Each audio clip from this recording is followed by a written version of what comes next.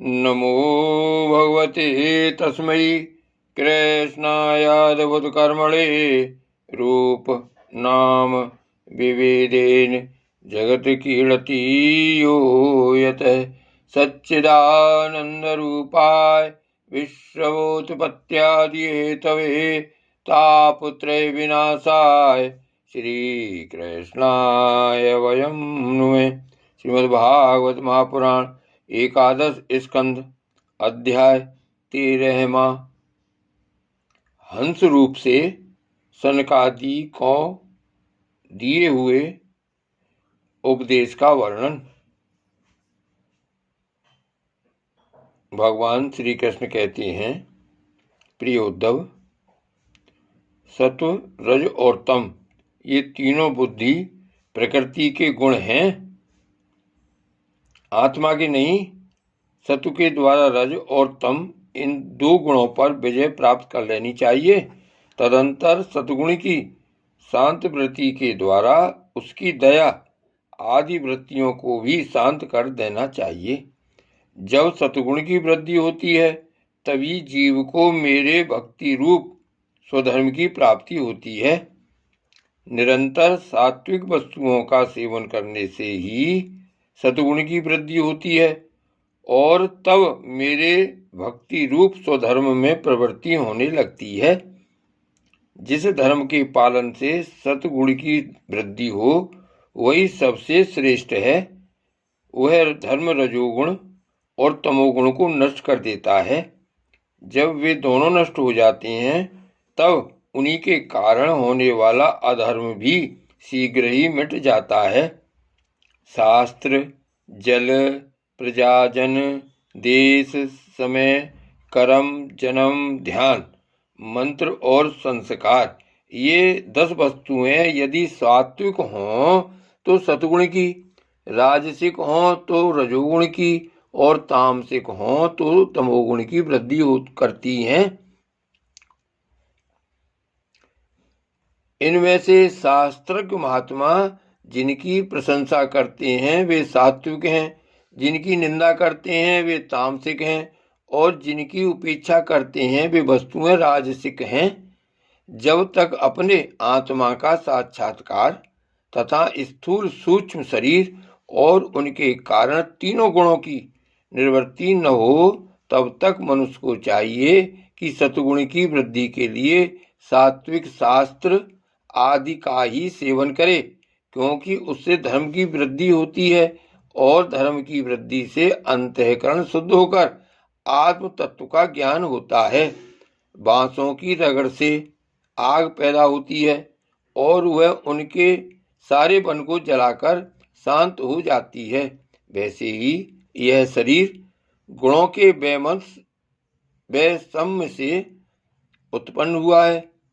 विचार द्वारा मंथन करने पर इससे ज्ञानाग्नि प्रज्वलित होती है और वह समस्त शरीरों एवं गुणों को भस्म करके स्वयं भी शांत हो जाती है।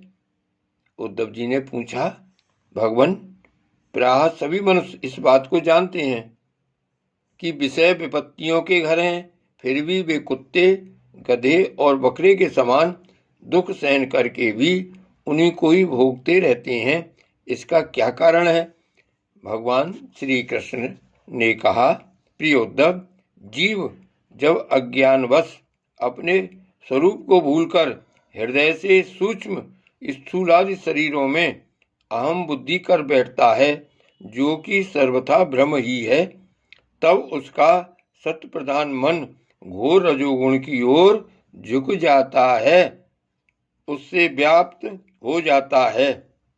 बस जहाँ मन में रजोगुण की प्रधानता हुई कि उसमें संकल्प विकल्पों का तांता बंध जाता है, अब वह विषयों का चिंतन करने लगता है और अपनी दुर्बुद्धि के कारण काम के फंदे में फंस जाता है, जिससे फिर छुटकारा होना बहुत ही कठिन है।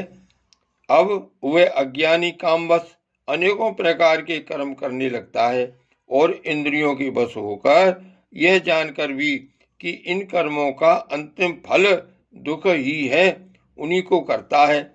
उस समय वह रजोगुण के तीव्र वेग से अत्यंत मोहित रहता है। यद्यपि विवेकी पुरुष का चित्त भी कभी कभी रजोगुण और तमोगुण के वेग से विक्षिप्त होता है, तथापि उसकी विषयों में दोष दृष्टि बनी रहती है। इसलिए वह बड़ी सावधानी से अपने चित्त को एकाग्र करने की चेष्टा करता रहता है, जिससे उसकी विषयों में आसक्ति नहीं होती।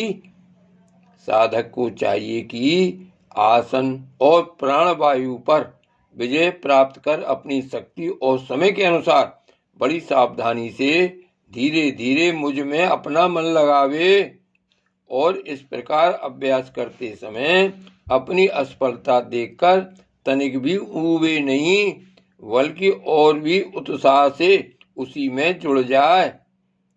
प्रिय उद्धव, मेरे शिष्य सनकादि परम ऋषियों ने योग का यही स्वरूप बताया है कि साधक अपने मन को सब ओर से खींचकर विराट आदि में नहीं, साक्षात मुझ में ही पूर्ण रूप से लगा दे।